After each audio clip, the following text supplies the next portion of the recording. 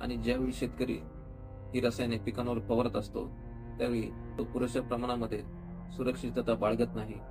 त्यामुळे ही रसायने नाकावाटे आणि त्वचेवाटे शेतकऱ्यांच्या शरीरामध्ये जातात. त्यामुळे शेतकऱ्यांना अनेक गंभीर आजारांना सामोरं जावं लागतं. आता या रासायनिक खतांचे परिणाम फक्त शेतकऱ्यांना सहन करावे लागतात का? तर नाही. या रासायनिक खतांचे परिणाम किंवा रासायनिक कीटकनाशकांचे परिणाम सामान्य नागरिकांनाही सहन करावे लागतात. ज्यावेळी शेतकरी पिकांवर रासायनिक कीटकनाशकांची फवारणी करतात त्यावेळी या कीटकनाशकांतील विषाणूचे काही अंश या अन्नपदार्थांमध्ये राहतात आणि तीच अन्नपदार्थ सामान्य नागरिक सेवन करतात. तसेच पिकांवर फवारणी केल्यानंतर त्यातील काही अंश हे हवेमध्ये मिसळले जातात किंवा पाण्यामध्ये मिसळले जातात आणि हे अंश पाणी